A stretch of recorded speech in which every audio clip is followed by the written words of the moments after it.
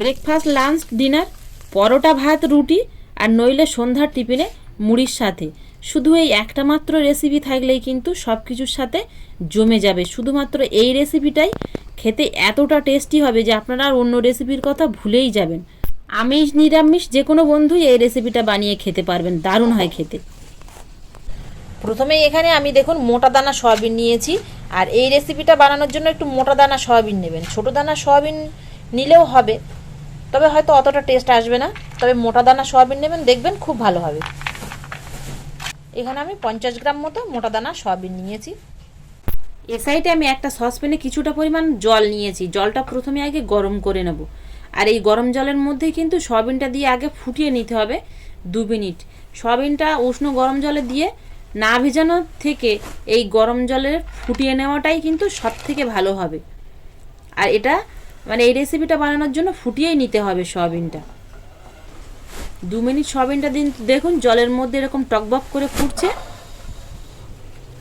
আর 2 minute পরেই কিন্তু এবার গ্যাসটা অফ করে দেব, দিয়ে এবার নামিয়ে নিতে হবে সয়াবিনটা। সয়াবিনটা নামিয়ে ঠান্ডা করে নেব। নামিয়ে ঠান্ডা করে নিয়েছি, আর দেখুন জলের কালারটা কেমন একটা হলুদ। এবার এই জল থেকে সয়াবিনটা তুলে নিতে হবে। আর সয়াবিনগুলো কিন্তু দেখুন একদম স্পঞ্জের মতো হয়ে গেছে। তো ভালো করে কষলে কষলে ধুয়ে নিয়ে আর এই জলের থেকে কিন্তু আলাদা করে নেবো। আর হাতের সাহায্যে খুব ভালো করে চাপ দিয়ে দিয়ে জলটা ঝরিয়ে নিতে হবে। সয়াবিনে কিন্তু জল ধরে নেয়, তবে যতটা সম্ভব হাতের সাহায্যে চাপ দিয়ে দিয়ে জলটা ঝরিয়ে সয়াবিনগুলো আলাদা করে নিতে হবে। সব সয়াবিন আলাদা করে নিয়েছি। আর আমি কেন মোটা দানা সয়াবিন নিতে বলেছিলাম তার কারণ দেখুন, এরকম করে এবার সয়াবিনগুলো একটা একটা করে পেপারের মতো এরকম করে ছাড়িয়ে নিতে হবে। সেই জন্য একটু বড় দানা সয়াবিন নেবেন। ছোটো দানা সয়াবিন নিলে ছাড়ানো যাবে কিনা বলতে পারছি না, তবে আপনারা সেটাও ট্রাই করে দেখতে পারেন। আমি ওটা করিনি অবশ্য। আমি এখানে মোটা দানা নিয়েছি। আর প্রত্যেকটা সয়াবিন কিন্তু হাতের সাহায্যে এইভাবে একটা একটু করে পেপারের মতো ছাড়িয়ে নেবেন। আর ছাড়িয়েও যাবে খুব ভালোভাবে সেদ্ধ হয়ে গেলে। 2 মিনিট যদি সেদ্ধ করে নেন আপনারা জলের মধ্যে, সয়াবিনটা কিন্তু পেস্ট করলে হবে না, এরকম করে করে ছাড়িয়ে নিতে হবে।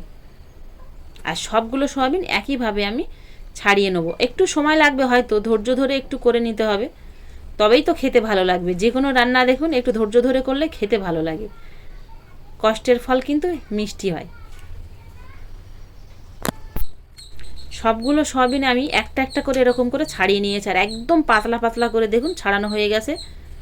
যতই চাপ দিয়ে জল বের করি না কেন, তবু কিন্তু এর মধ্যে হালকা একটু জল থেকে যায়। এবার এই সাইডে আমি কড়া বসিয়ে দিয়েছি।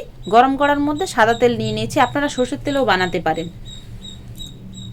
তেলটা একটু কড়ার সব সাইডে লাগিয়ে নেব, তাহলে সয়াবিনগুলো কিন্তু আর লেগে যাওয়ার ভয় থাকবে না। কারণ সয়াবিন সেদ্ধ করা তো, সেই জন্য কড়ার গায়ে কিন্তু লেগে যাবে। এবার তেলটা ধোঁয়াটা গরম হলে সয়াবিনগুলো দিয়ে দেবো। দিয়ে এবার দেখুন কড়ার মধ্যে কিন্তু হালকা লেগে যাচ্ছে, এখন লাগছে, কিন্তু কিছুক্ষণ ভাজার পরে সয়াবিনগুলো আর কড়ার মধ্যে লেগে যাবে না। 1 থেকে 2 মিনিট একটু উল্টে পাল্টে ভেজে নিই। ভাজতে ভাজতে সয়াবিনের গায়ে যে জলটা আছে সেই জলটা কিন্তু শুকিয়ে যাবে। 2 মিনিট মতো ভেজে নিয়েছি। হালকা হালকা ভাজা হয়েছে সয়াবিনটা, বেশ এরকম একটু লাল লাল কালার এসছে।